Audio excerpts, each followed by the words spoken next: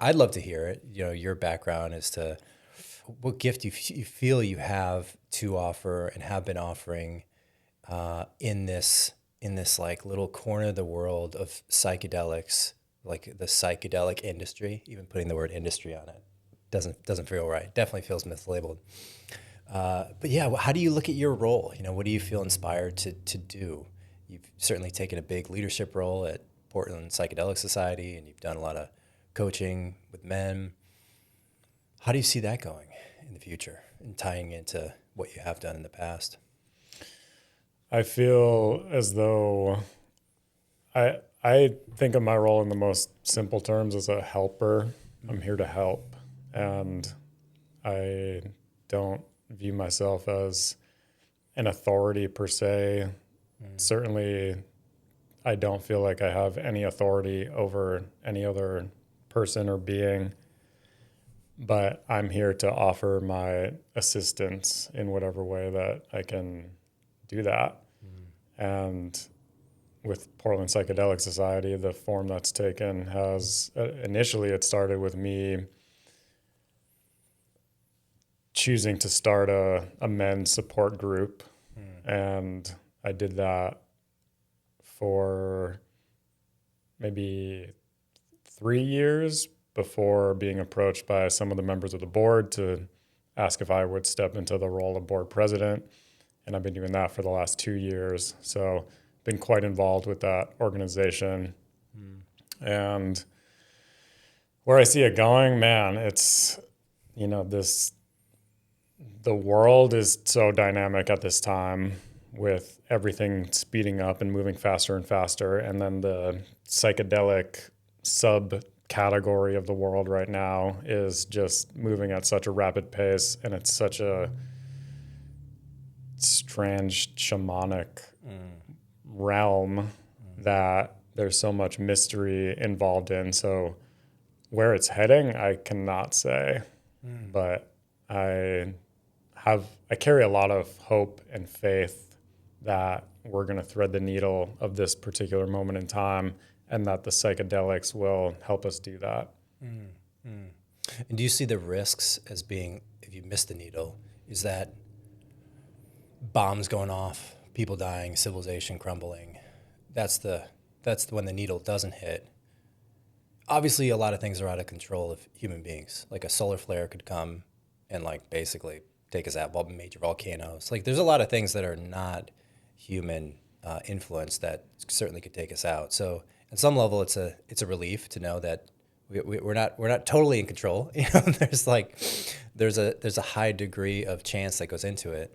But assuming nothing wipes out human beings for the next few hundred years, there does seem to be this window where like things are changing in a way that, people say it all the time, but it just seems to be more and more significant when you have exponential change, that it's like a catalyst to a different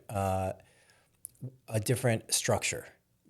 In the same way, like our ancient ancestors would look at us like we're absolute aliens sitting in this room, talking to each other, beaming up signals to another world. And I think I always, for fun, try to imagine what does it look like in 100 years? What does it look like to thread the needle? My take, and you please tell me yours. It's not we all sit around and pick daisies in a field. It's not just pure no problems. It's not just pure utopia in that sense. It's almost like intrinsic to the human being, or maybe even more broader to the structure of life itself, that there has to be a problem to solve or some adventure. Like tell me a good story. It probably has some tension in it, some drama in it. Something might go wrong. You got to fix it. We don't know how it's going to get resolved. So I don't know. I mean, maybe that's like a never-ending thread of the needle. Like, does the needle ever get thread? Right. At some point, you need to start sewing. I would say, I mean, the elephant in the room of our times is obviously, I think, AGI. And once that becomes an entity, whatever that that will be, once that becomes in play in the grander story, it completely shifts everything about the human story.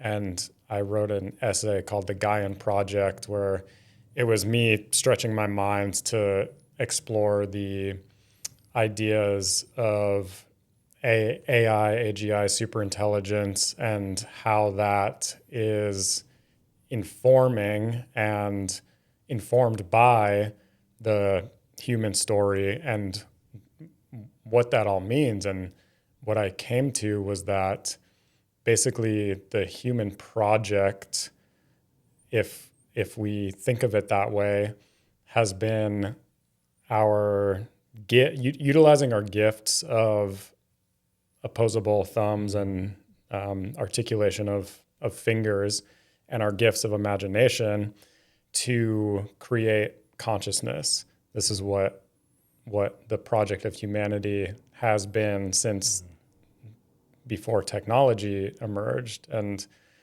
this is an idea. This is a hypothesis. This is a poetic waxing. It's. I'm not saying this is what it is, but essentially that once the superintelligence, which seems imminent, but I don't know, on whatever timescale you want to say imminent is, but that once that intelligence, which will be able to see so much deeper and will be able to gain such a greater ability to manipulate reality, I don't feel as though humanity is going to be kept as chattel or obsoleted or used as batteries for the Matrix and all of these dystopian thoughts. My feeling is that any intelligence will come to recognize the primacy of love, and therefore will see human beings as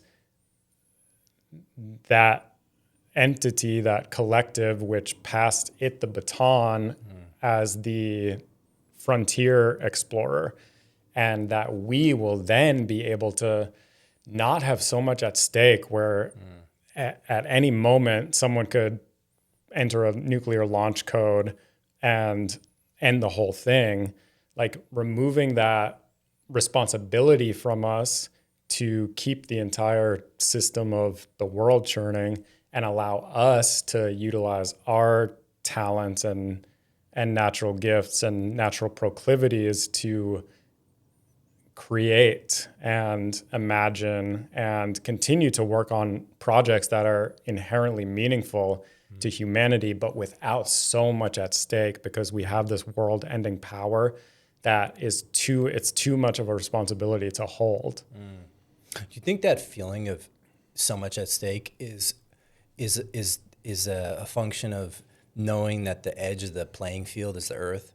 Like in reality, there's a billion, million, zillion other planets and stars that have yet to be even seen with any kind of resolution, but we play on just the Earth game board, right? Like Mars is in the, call it maybe near future, and that expands. But if it wasn't just here, if it was, oh, well, Earth matters, but also like the 17 other planets that we've been to and can communicate with and can like somehow get back and forth between with some futuristic technology. Like if it were bigger, Earth wouldn't be so significant. And I think that might take the pressure off, because it's like if US, China, Russia, whoever is the leading power in the world controls everything that we know, which is just the Earth and everything that we can influence over. So I also wonder if that is like a naturally depressurizing function to expand, to then no longer have the need to conquer and own. Like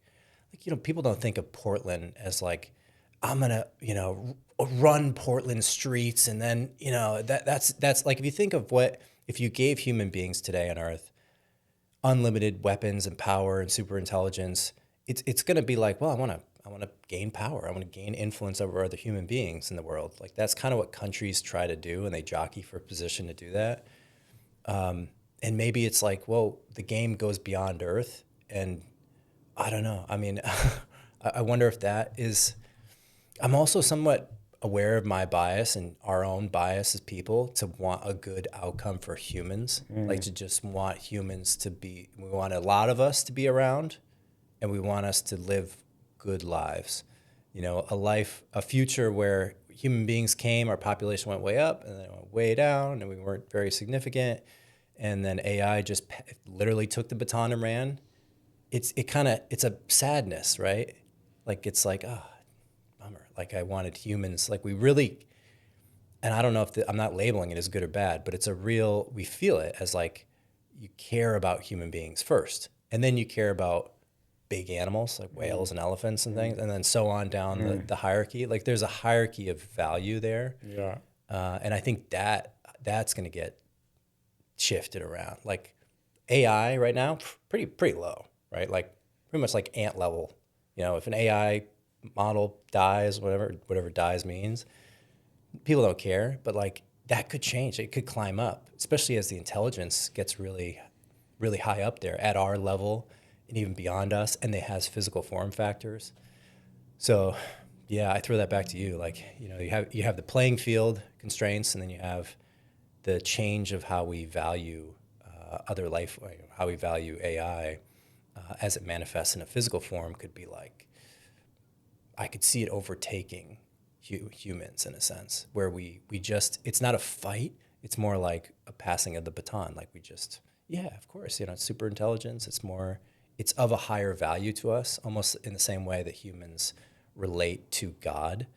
You know, it's like anybody who cares about that word and what that means feels subordinate to it.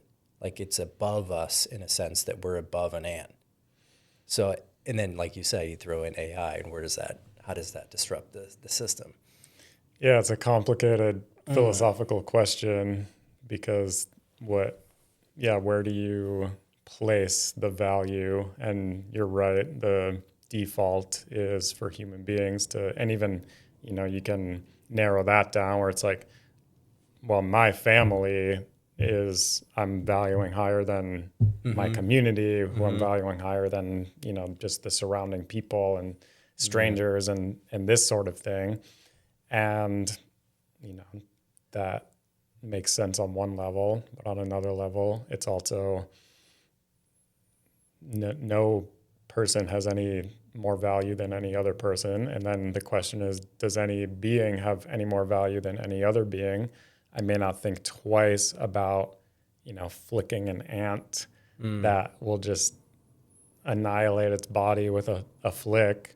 But then the question becomes, if super intelligence comes and flicks that incredibly powerful finger, are we then able to complain because we've been behaving the same way? I think about, you know, there's a Indian religion, Jainism, that their principles are such that, you know, you sweep the ground as you walk so you don't step on any bugs, and you don't pluck an apple from a tree, but if an apple falls to the ground, then you would eat it. And it's like the ultimate nonviolence. And there's part of me that feels like, yeah, they're right.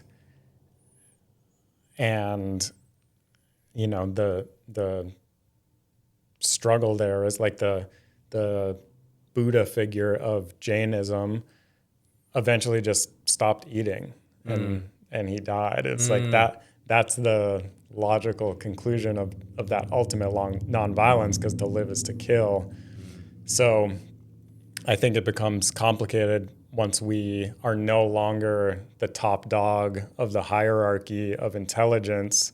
Then where do we place our value?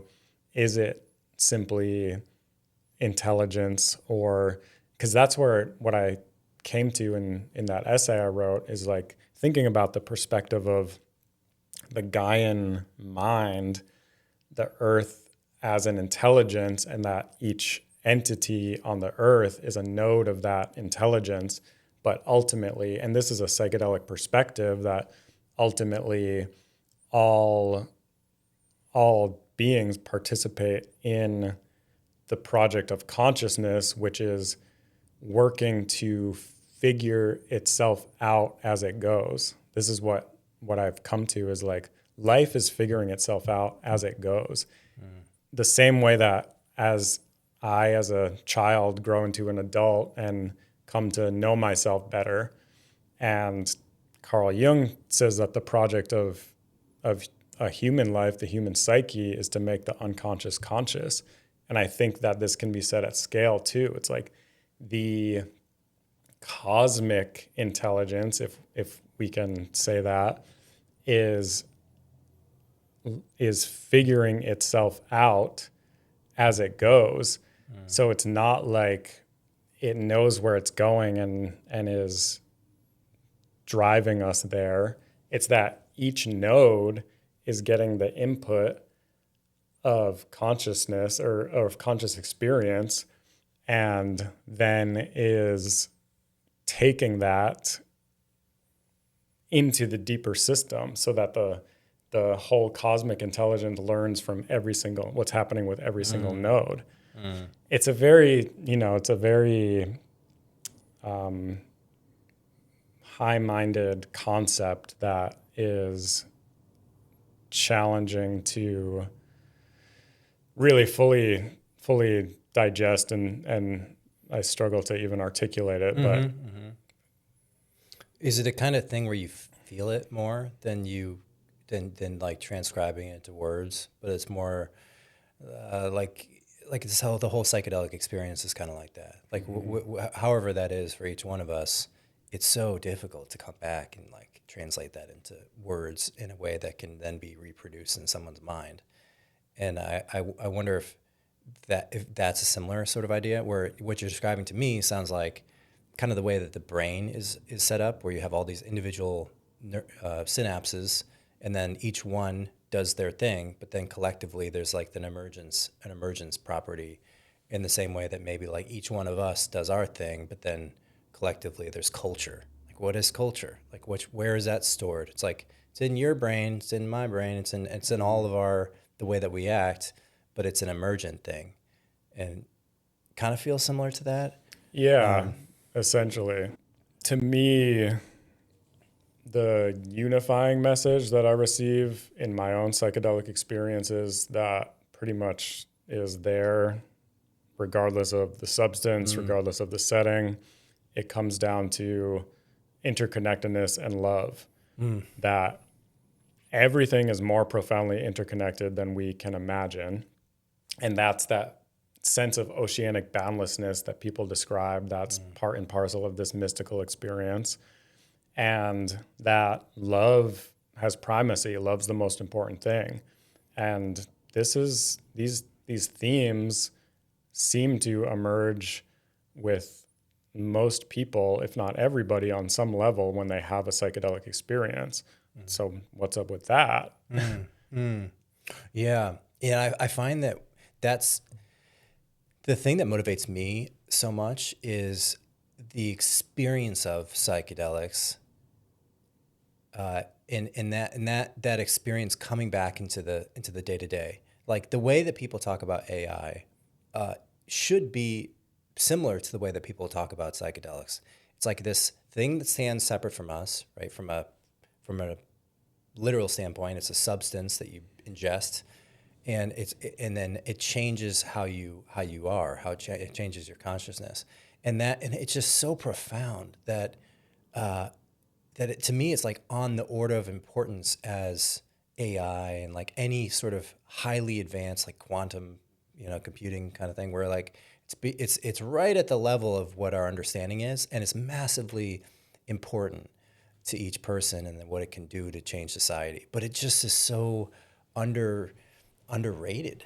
Like, it's still kind of like, oh, it's great for people with PTSD or sexual trauma, and it is great for that, but it's also so much more than that. Like, it'd almost be distilling, it'd be distilling something down to, I guess you start at square one. That's the tip of the spear to get it into society, like politically to happen. But man, it does seem like this is part of the motivation behind making these conversations, is that it seems like there's just this gap between what it what it could what it could expand into in terms of the cultural influence of it, and what it is today, which is basically like a tiny flower. Like it, the '60s was a big thing. Like it had its influence, for good or bad. Like it was influential, and there was a reaction to that. But it does seem to have its own culture too. Like there's like a subculture of people who are influenced by their psychedelic experiences, and I find it really like captivating to think what that would be like to grow, or what that like. What do you think? Like, what is that? What is that? That you have subcultures of hobbies. Like I can be into collecting Pokemon, or like baseball, or like music and skateboard, but those don't. There's something different, right? It's not. It's like more like a technology than a hobby or an interest. Yeah, I think it can be thought of as a sacred technology. That's a way of thinking about it. I think that it's related to this ineffability piece of that it's not something that can be delivered through story, through our greatest technologies of communication. You watch some of these Marvel movies like Doctor Strange or Ant-Man, and there's some sequences in there that are incredibly visually psychedelic. Like whoever the animators making this definitely smoked DMT, without question. But that's just the visual component, right? So you can convey some aspects of it, but the felt sense of it is completely ineffable. And so I think that makes it challenging to be able to communicate these deeper, mysterious elements of it. So, and I also think you are right that the way that it needs to be insinuated into society is through these models that your everyday person can understand. Like, oh, this is a treatment for a condition, and it shows this efficacy, and this is the scientific evidence, and these are the trials that were run, and so on and so forth. And that's very worthwhile and useful because people are suffering so dearly right now. However, there is that deeper layer where it is really this psycho-shamanic portal to another layer of conscious experience that you can't encapsulate, you can't define, you can't describe. You only can experience it. And this is the beauty of it too, where it has this built-in inability to be fully co-opted, and people are doing their damnedest to try, but because it's an experience, it's not a dogma. There's no litany of rules. There's no ideology. It's the personal experience that you have. You ingest the substance and you have your own experience, and it's revelatory. And then you come out with a whole slew of new understandings. So I think that's where it resists being placed into a neat box of any sort. And even the subculture, like we can say the psychedelic subculture, which that's a thing, but even within that subculture, there's so many disparate elements of it where some people are just like, I'm a psychotherapist, and that's the way that I understand this is in the therapy room and using these modalities. And some people, it's like, I'm a... Go to raves. Yeah, right. Clubs, yeah. Yeah. I experienced this for the ecstatic state and to find that joy while dancing. And some people, it's like, I only do it in ceremony. And there's some people who will only take it if a doctor in a lab coat is handing it to them. And so there's a variety of ways of experiencing. And I think we do a disservice to the psychedelic movement by when we say, oh, there's only one way to experience this, because it's so much deeper than anything else that humanity can experience. There's nothing even on the order of it. Dreaming is the closest thing, which is this other mysterious thing that we don't understand. But even dreaming, it's, you know, it's bounded in a certain way that there's not, it just doesn't have that same disruptive element that the psychedelics have. Yeah, another thing that's interesting about the comparison between dreaming and psychedelics is that when people dream, they come back and they say, "Oh, glad to be back. Like this is it. This is reality." But frequently, like I think John Vervaeke, the professor of psychology at the University of Toronto, he is like he hit me with this. He just said it, but it just hit me. Where he's like, people consistently will finish their psychedelic experiences. They'll come back to this realm and say that was more real than this, and that just throws me for a loop. Where I'm like, okay, like how do you explain that? How do you even go, like, what are even the possible hypotheses about what's going on, what's happening? Like, in some way, I feel like it's the Truman Show, where we're trying to, like, what's outside the box? Like, and then you get these, like, hall passes to go out and see it, and you come back, and like, oh, no, this is all, like, staged. Like, it feels like that sometimes. Yeah, what do you think about that? I mean, that does seem to be of the essence of the experience, especially when you go deep. And I remember the first time I had a breakthrough experience with DMT and feeling like understanding materially, knowing, okay, I'm sitting in my friend's house in this comfortable chair, understanding like this is where I am, this is where my body is, but feeling like my consciousness was being literally transported through a channel. And people will talk about that being part of that kind of experience, is feeling like you're being moved through a tunnel. And I've had this experience with dreaming as well, where I used to practice lucid dreaming a lot. And there's one technique that you can maintain your consciousness as you're falling asleep. So you enter the dream with lucidity. You don't have to wake up within the dream. And it's that same feeling of like, oh, I'm moving through a channel. And then, you know, the DMT experience, it does have that quality of being more real than this reality, because there's more dimensions, there's more activity. You're seeing the inherent flux of everything rather than just seeing, oh, this table is still and solid. It's like everything is crawling. There's no shadows. Everything is its own source of light. And there's beings there. It's like, what is this? And it's so, and I love Terrence McKenna used to say, he was like, if UFOs landed on the White House lawn today, that would still be less astonishing than the DMT experience. Yeah, isn't that a trip? So what was your experience? Well, I want to ask you first tell me a little bit more around the practice of lucid dreaming. So how does one maintain awareness into the dream?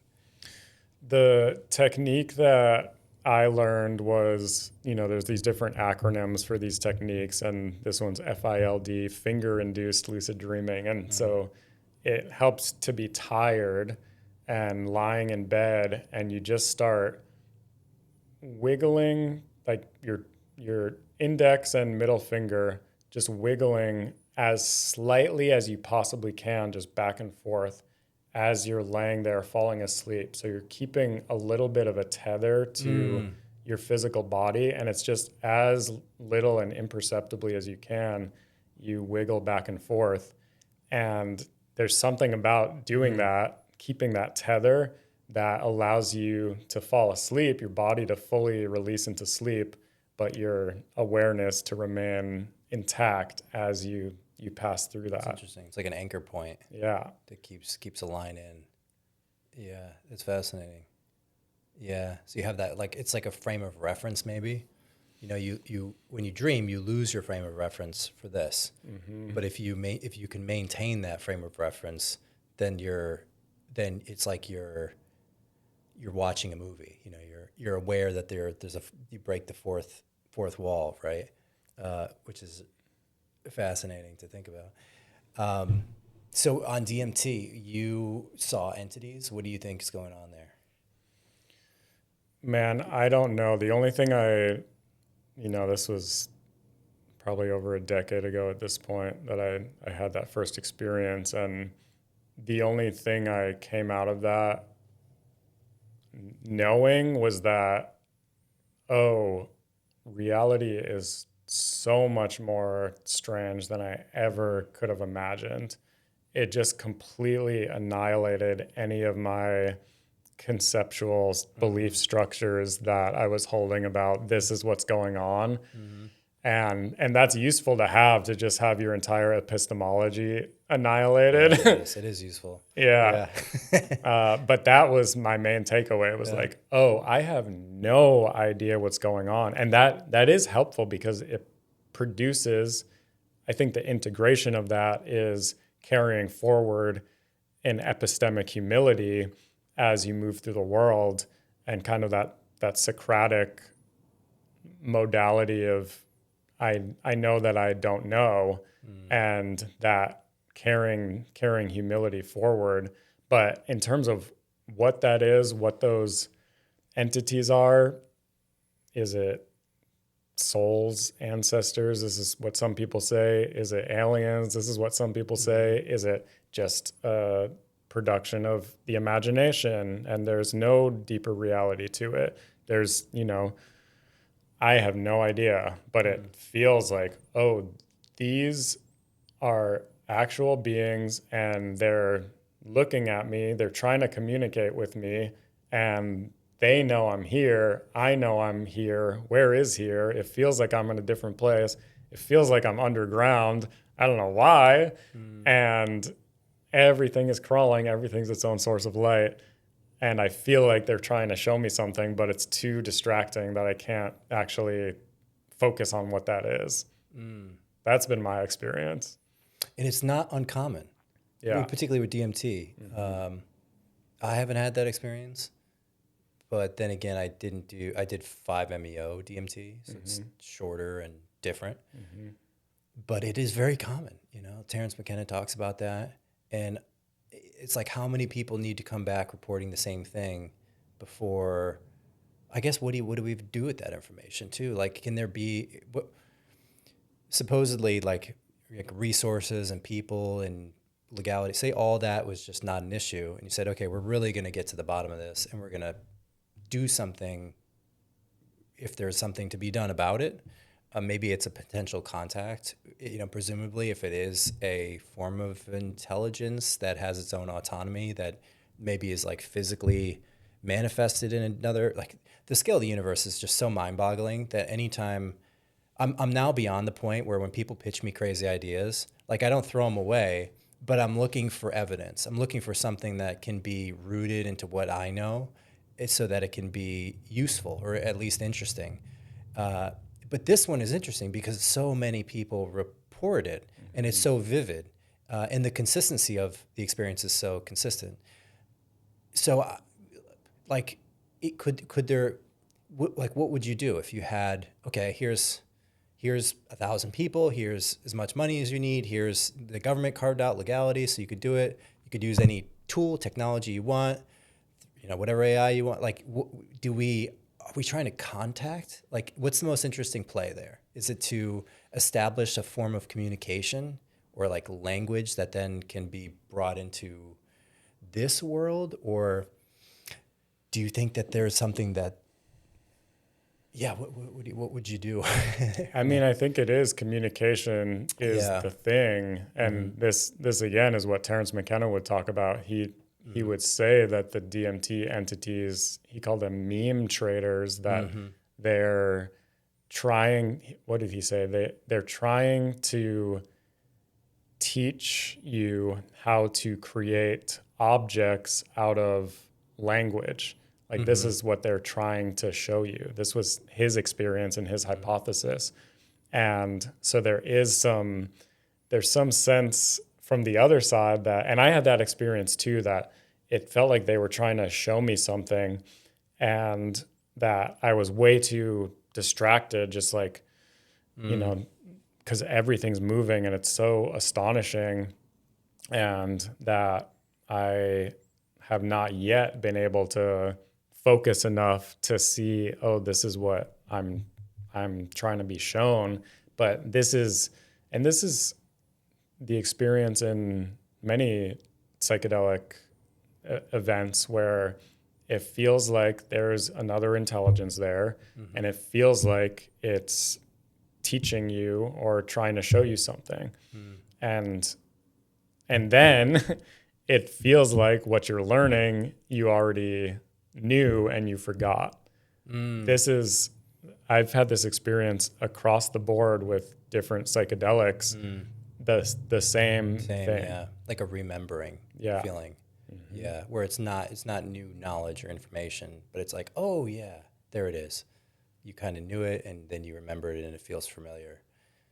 Yeah, it's super captivating because it feels like a kind of it feels very real. It feels like there's truth baked in it. It feels a little bit to me like gold mining in a sense that you don't quite know where, you don't know, and that's the adventure of it, but you don't know exactly what to do with this circumstance, right? We have these compounds that generate these experiences, and they're very consistent, and they're autonomous entities in those experiences consistently. But it's like, you can't ignore that. You know, that's where I feel like the advantage is to the pioneer or to the explorer, which is, you know, what we're doing here. Like, we're just leaning in and deploying a very like rational mind, I'd say. Like I try to be as reasoned with my understanding of these things, because it's easy to get caught up in ideas, or what would you view as the risk or the bias, or what ways could people go off course if there's a path of truth, presumably, like things actually are the way they are, you know, there's something to discover here, you could go the wrong direction. Yeah, for me, that wrong direction is when it comes to creating ideologies.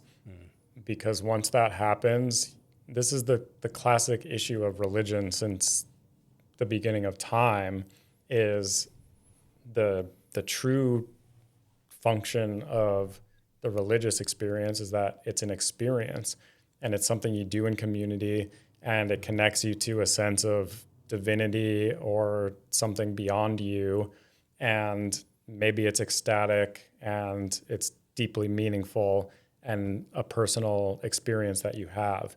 And then people try to create these structures around it to say, well, these are the rules now, and you have to follow the rules, and the experience itself gets lost in the ideological morass, and suddenly it becomes rote repetition, even when you're in the ceremonies. Like, you know, going to a Catholic mass, it's not an ecstatic experience. No. It's extremely boring. I've been there. Yeah.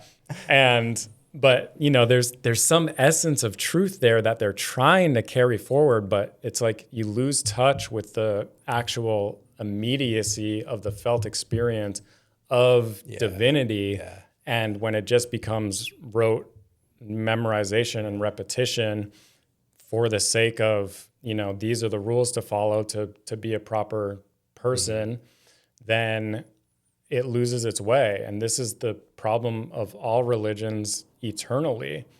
And so, and that's not to say that having ceremonial structures is not important, because it really is, because otherwise you're just thrown out into this great vast ocean, and it's like, all right, good luck out there. And a lot of people, you know, have terrifying experiences not knowing what they're getting into. So having ceremony and ritual are important things. However, they must maintain that connection to the immediacy and not simply become books of rules, because then that becomes this anti-human device that's ultimately used for subjugating people. I mean, maybe that's a cynical lens, because even the religions of the world, they do maintain this basis in community and this giving people a sense of meaning and all of these extremely valuable things. So it's not simply a poisonous venture, but that is the risk, is when ideologies take over. The ideology is a stance that says these are the answers, and so there's no room for the epistemic humility. And this is what we see playing out in politics. This is what we see playing out in so many spheres of our world, where people then can no longer communicate because they're in their ideological camps that look at the same thing, and it's like, no, this is a duck, no, this is a rabbit. And really you're looking at the eternal yin and yang swirl of everything and trying to narrow it down to just one tiny aspect of it. So this is the risk. This is in my mind, the main thing to watch out for. Doesn't seem new, right? It seems like the golden calf idea, right? It's like, it's worshiping the idol. It's the like, hey, I figured out, or I had some revelation on this divine inspiration, however you want to view the experience of ultimate truth, or just an individual's experience of like a connection to something beyond this like table, right? This world. And then you come back and multiple people have that experience, and then they sort of like get together and transcribe downloads, like ideas that they've received maybe on how to be in this world.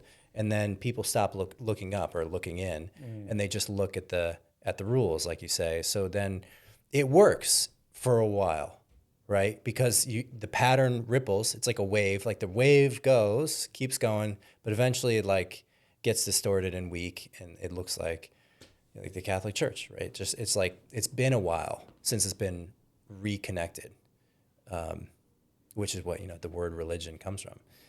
Yeah, I think what is an ideology? Like, how do you think of what that is? Because it seems super relevant today in the world, as people spend so much time thinking about like I don't know if they consciously are aware that like, I'm in this camp, I'm in the Trump camp, I'm in the anti-Trump camp. Like, I don't even know if the other side really has a core identity, just not that one.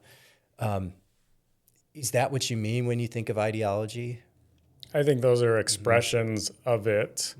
I would say ideology is a system of beliefs, a system of prescribed beliefs, that there is an element of dogma, and that it presents as the answer. It presents as this is it. This is it. Yeah. And just stay within these lines and you're good. You have truth bottled. And I can't stress enough how much of an issue I think that is. Yeah. And because people become drawn down these reality tunnels that don't allow for outside information to be incorporated into their worldviews. And why would you? You have the entire book. Everything that needs to be written has already been written in it. You just read the book and follow the rules, and that's that. But this is something that, Terence McKenna was warning against it, and Carl Jung seeing it as one of the core issues that humanity needs to get beyond. Because and Jung talked about holding the tension of opposites, which is part of that is being able to see the opposite of the viewpoint that you're holding, and see that there's at least a kernel of truth in it. And this is why I personally try to see everything through the lens of Tao, which is the lens of both and neither. and it's incorporated in that symbol of the yin and yang. It's like the black has a speck of white in it. The white has a speck of black in it. They're swirling together. There's no stillness. And again, the book of rules is still, it's complete, it's final. The Tao is always in motion, and it's a circle. There's no edges. And so... And they define each other too. Exactly. Right. And so these are, I try to just wear my Tao goggles all the time. So I see everything in that way rather than seeing it as, oh, this is the truth because it falls in line with these prescribed beliefs that I already hold. And again, Carl Jung and Terence McKenna and Krishnamurti and these great, deep, wise thinkers who were able to see the danger of ideology would advocate against believing anything. And that's the stance that I take, is like, I don't believe anything and I don't disbelieve anything. I have the lenses that I view things through, and I keep my skeptic hat on too, so that I'm not easily swayed by the pull of this or that. And then I check in with my heart and really try to keep my ego out of it so that I can feel into, is this right or not? That's how I try to operate, because I'm very wary of getting pulled into ideological camps. And this is, the entire model of the internet is based on this, is these algorithms that it's like, okay, you watch this video with this interview with Ben Shapiro. Okay, we're going to feed you 20 more videos of conservative pundits, or, so it flattens the nuance. And that's opposite to the psychedelic ethos, which is like, oh, things are way more complicated than I could ever imagine. And everything is part of the same thing. It's all swirling together all the time. And love is the most important thing. This is where I try to ground myself in, so that I don't get pulled by these different, algorithmic structures that are insinuated into everything in the internet age. Yeah.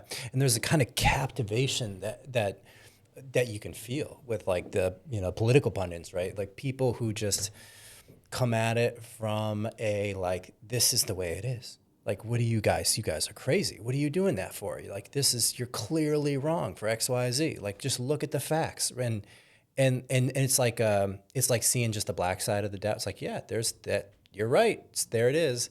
But it's almost like you have to opt in to the content that you're not being shown. Like you have to pay attention to what the other side says. And like, it's not just listen to it. It's like really try to feel what people are feeling on that side, because there's a natural tension that is part of the politic of human beings and to like solve complex problems, but it can dissolve into like war and be super destructive. I like, one of the things that's most interesting to me is thinking about the fact that there has been a growth or a sense of progress of understanding in different domains in history. Say like Carl Jung takes the Freud, the psychological understanding of consciousness and the individual and the collective and like what's going on. There's many different pillars to that category, but you can categorize that.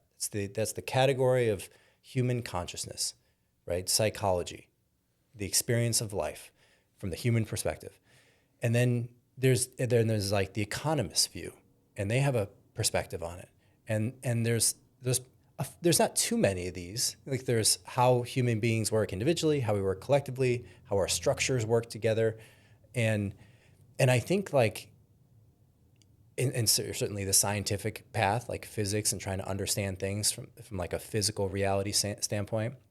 And I feel like you and I both very much absorb the people who have archived their writings and their stories on the internet, because it's like it's all available to us. But it hadn't been available to them.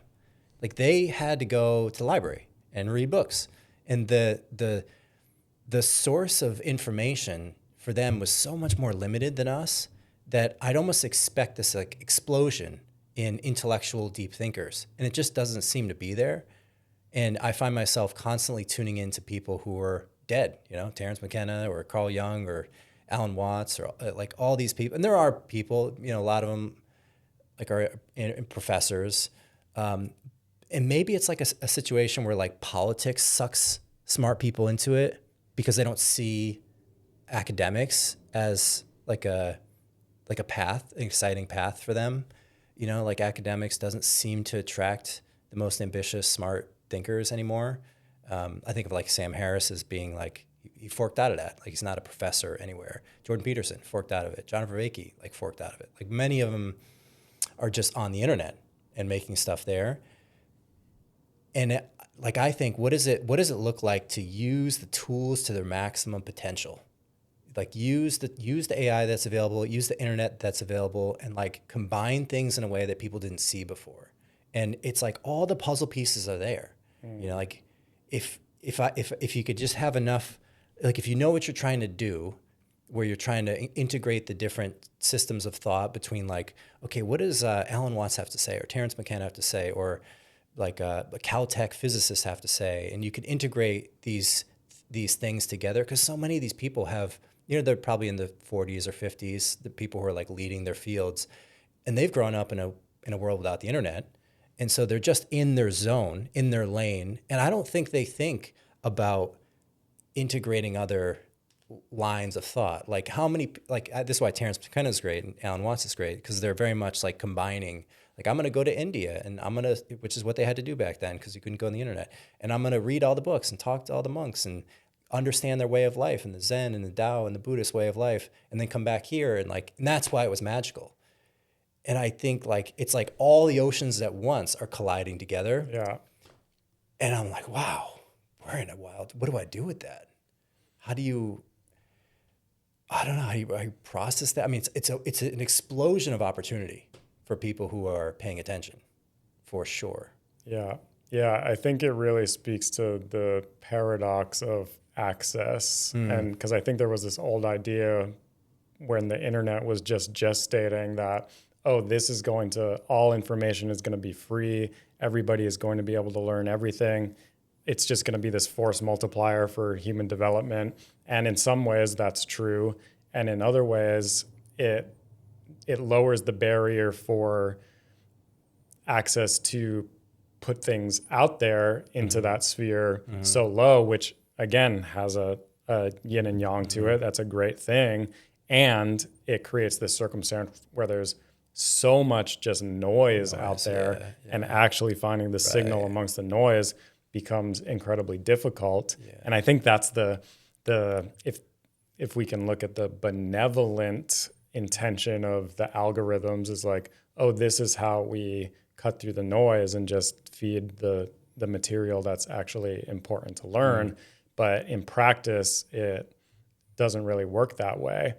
And so I think that there's this paradox of access where maybe we need something like an AI system to be able to collate and present ideas that are seeing these universal patterns in the perennial philosophy of humanity that can actually present these deep wisdoms and truths. But then what do you do with every 14-year-old who wants to just film themselves dancing on TikTok? It's like, that's not necessarily a problem, except it clutters up the attention, because no matter how much access we have, it all has to get filtered down to the point of one person's attention. And it can just be completely destabilizing if all you're doing is watching TikTok all day. It's melting your brain, and it's doing the opposite of that intention of crafting something like the internet to be able to put all of the world's information at your fingertips. Well, let's carry on with that last thread. So if it melts your brain, you're opting into it. No one's like strapping you there, making you watch it. You're choosing to do it. you're you're giving information to the algorithm to say, this is what I'm interested in. So it's giving me the most, out of a billion pieces of content it could offer me, probably way more than that, it's giving me one. And it says, this is the one I think you'll like the best. And yet you and I and people feel like it's melting your brain. Is that because people desire, like, is it the same like loophole or bias or maladaptive behavior that we would love to eat sugar? Like, I would just love, feed me sugar, like give me a pound of sugar, because I have a body that's been adapted to a world that we don't live in anymore.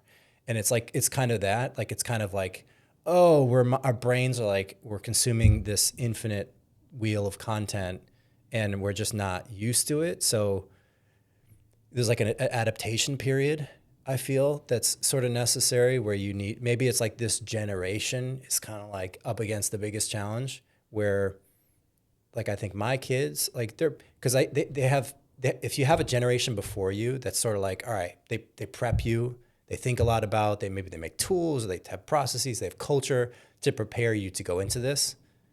Like, it's the first generation always has the hardest because they have to figure it out. So the first generation that's going to use TikTok, or just this like rapid influx of IO, like data input into your brain, is like, holy shit, it's a fire hose. Give me what I want. Give me sex. Give me sugar. Give me adventure stuff. But it does seem like it's not always going to be like that. Like, the same way people adapt to having high sugar in the world. Some people do. It's like it's a process, but it sort of has to happen, right? Like, it's the new stimulus. Like, life adapts. That might be the singular thing that it does the best.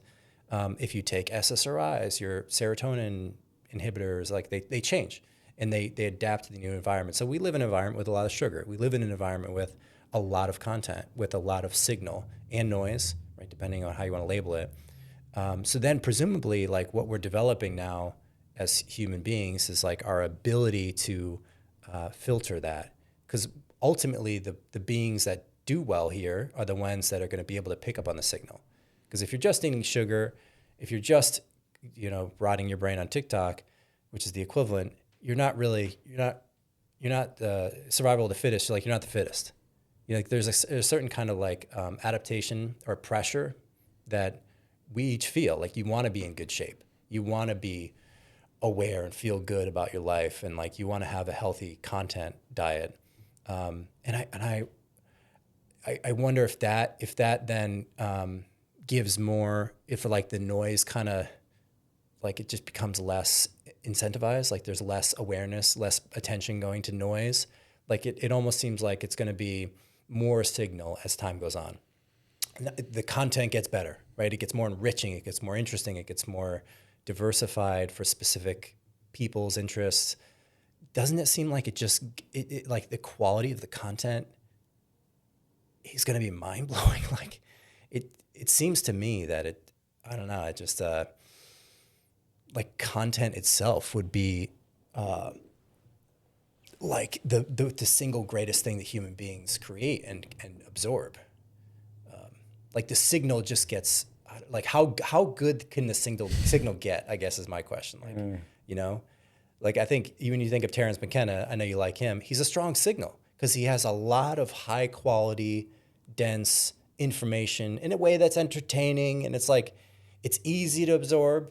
It feels good to absorb, and it's enriching to absorb. It's like eating a nice meal that's healthy for you and good for you, but tastes great. It's like, how do we get more of that? Like, is it just, I don't know. Yeah. I mean, I love that analogy with the healthy meal that tastes great. That's the mark to be aiming for. Yeah, right. I don't know. I feel like it could go many directions, and hopefully the noise starts to dissipate or become less prominent. The struggle, I think, is that things are moving faster and faster, and that's not going to stop. It's not going to slow down, and we're not going backwards in any way. And I think this is of the nature of the the cosmic project, as I would call it, which is it. And, again, McKenna would say that the universe is a novelty conserving engine, and that as time progresses, novelty increases. And he predicted that there would be a time when the novelty just becomes absolute. That is basically this complete phase shift for humanity and the experience of consciousness. I mean, it seems like unless there is some catastrophic world-ending thing that stops this in its tracks, we are on the precipice of some incredible, complete paradigm-shifting transformations. But things are not going to slow down. So as things keep speeding up and up, but we're still working with this, several 100,000-year-old hardware, then what do we do about that? Because these things, like, you can create a laboratory where you design a hamburger for McDonald's that hits every single satiating point in the palate and the psyche, and where you can be fully aware that this is poison, but I still want to eat it and it tastes good. So I think that the struggle, another essay I wrote was looking at art and arguing that art is what will save humanity. Because art, and I juxtapose that with this idea of content, which is this new category that's been created where, the difference being art is divined and designed to last and teach across culture, across time. And content is designed to be consumed and thrown away. And it's just part of this throwaway culture. It's like using the paper plate every time you make a meal versus just, using the artisan dish. And so if we can orient ourselves more toward art creation rather than just trying to get the extra view or get the next subscriber, or, there's incentives to do that because people can and are making careers just by creating something that they want to create. So that's a cool evolution in the economic space, because, you can, like, if your podcast really takes off, you could be podcasting full time, and people are doing that. But I think that it's on each of us to really refine what we are putting out there, because the internet is just a collection of what humanity is producing. And so if we're producing meaningless garbage, then we're transmitting the idea that what one should consume is meaningless garbage. And if there's no deeper grounding into purpose above, I just want to get famous or get clicks or get rich doing this or be able to quit my day job, then that, I think, becomes a real problem when people want to be influencers, but they're not really facing the full reality of what that means. What it means to influence the direction of culture is a profound responsibility. Totally, dude. Totally. Yeah. What do you think it's something that somebody is even coming at it from the right direction if they say, I want to influence society? Is that just the wrong starting point? Or contrasted with, I have something I really want to share, and therefore I become an influencer? It's like desiring to be in a position of power versus having some purpose for being there. Yeah, right. I think it needs to be tied to a deeper purpose of being in service to the human project, to love and interconnectedness. And if it is merely an intention of, deriving X, Y, or Z benefit, like, the benefits will come if you're in the world and you're doing good work and you put your all into it and you care about it and it's something that the world needs. the benefits come by virtue of that. But by Yeah. chasing the benefit rather than by chasing Yeah. the service, Yeah. it's putting the cart before the horse. Totally. It'd almost be like I wanna go and I'm gonna dress up like a doctor. I'm gonna wear the stethoscope and the doctor's outfit. I'm gonna stand in a hospital. I'm gonna talk like it's doing that, but it's skipping all of medical school, all of residency. Like you don't. It's like not doing that part and then just like role playing. Like yeah, there's a lot of role playing because you can copy what other people who have been through the hard part where they actually developed something worth sharing, and then they come out looking like something different than when they went in, and you can copy them. You can like look how they do it. You can do camera angles and wear what they wear and talk how they talk, but it's like a shell or it's like a cosplay of the actual, and it's also like a photocopy because it's this person's authentic voice and not your own, and it's in a way robs you of the time that you would have spent going and figuring out your own process. Yes, and it robs humanity and the does, world yeah, of yeah. your unique genius that only you have by virtue of being the person that you Yeah. are with the experiences you've collected, the knowledge and understanding that you have. And we need that. Like this is an all hands on deck moment of humanity where we need every single person's individual genius to be at the table in service rather than in service to the lowest aim. And do you think psychedelics uniquely play a role there? Like for people who are otherwise healthy, fine, but they're just kind of aimless, is this you think could end up being psychedelics' most significant legacy? Is that they sort of, people use these words like I got a download, right? Like less so maybe like inspired is a little bit older of a word, but like download is a new one.